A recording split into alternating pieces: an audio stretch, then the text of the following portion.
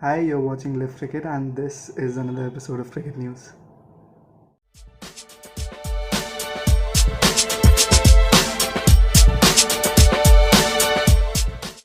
There's a lot to talk upon.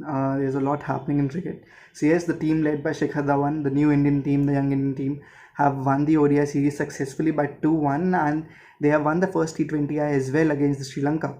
So yes, Prithvi Shaw and Suryakumar Yadav has been called by the Indian team in England for the Test series because Shubman Gill was earlier injured because of stress on his shins, and in the practice match which was happening in Durham, Avesh Khan, Washington Sundar were playing opposite India, and they injured themselves while fielding. So both the players have been called to return back to India. There is requirement of players at the bench in England too. So Suryakumar Yadav and Prithvi Shaw has been called there, but as per the sources, they require one player as well.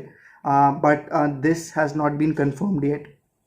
So injury of Gill, Washington, and Avesh Khan gives an opportunity to Surya Kumar to make his possibly Test debut, and Prithvi Shaw to make his comeback after the horrible series in Australia for him. Yes, so another important uh, news is that Aaron Finch, the ODI captain of Australia, has been ruled out because of his knee injury. So he suffered through a knee injury during the practice sessions before the T20I series against West Indies. But he didn't do much with it. He thought that it will recover in time, but it aggravated in the 50-20I, and he had to go back to Australia. So the news came on 25th of July. The news says that the injury is quite serious, and there are chances that he might have to go for a surgery as well.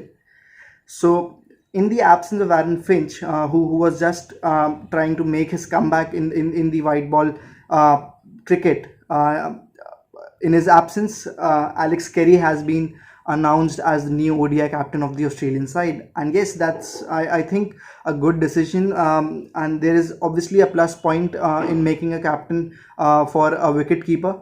So yes, he has been announced as the ODI captain, and the first ODI as well is won by Australia.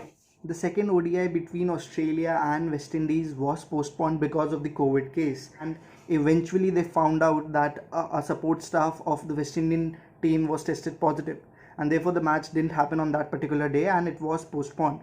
So the first ODI was won by Australia. The second was postponed, and West Indies eventually won the second ODI. The third ODI happened yesterday, where Australia took the lead, and currently they are leading in the series, in the ODI series, by 2-1. So the ODI captain has been announced as Alex Carey. So the T20I captain has not yet been announced, but the most probable prospect for the captaincy of T20 side would be Matthew Wade, because he has captained Australia previously when India toured to Australia for a single match, and he is the vice captain of the T20 side as well. So let's see who will captain Australia in the T20I side. So the other important news is that West Indies has cut a T20 from the upcoming series against Pakistan, and according to the Cricket West Indies officials, they have stated that they are currently giving much importance to ODIs and Test because of the Super League and the World Test Championship. The Super League is the upcoming big major tournament. So according to this, in the Super League, they have made the concept very clear that it is slightly similar to the World Test Championship. So yes, who the teams which will have a decent win percentage will qualify for the Super League event, and that has been given importance by Cricket West Indies. So the T20I World Cup currently does not have any such requirements. They are qualified for the T20 World Cup, and therefore to make a prominent existence in the ODI format of the game, and to be make sure their chances in the upcoming 50 over tournament, they are giving much priority to the ODIs. That, and because of the COVID, the second ODI postponed, as I said earlier, and that's why they have continued with the 5 ODIs, and they have cut a T20 from the upcoming Pakistan tour. So they have not reduced any match from the current Australian series, which they are playing in their home West Indies. So yes, the series which was happening between Pakistan and Afghanistan. So yes, it was going to happen in UAE, but it has been postponed to Sri Lanka now, and the reason behind that is IPL and the World Cup. So the IPL has been announced to start from 19th of September. Quite ironically, last year as well in 2020, it started on the same day with the same match between the defending champions Mumbai Indians versus 3 times winner Chennai Super Kings. So because of the IPL and the upcoming T20 tournament, T20 World Cup, which is going to happen in UAE and Oman, so there is unavailability of stadiums there. So therefore, the series between Afghanistan and Pakistan has been shifted to Sri Lanka. So yes, and one of the most important events which I personally was waiting for was the 100. I was pretty skeptical about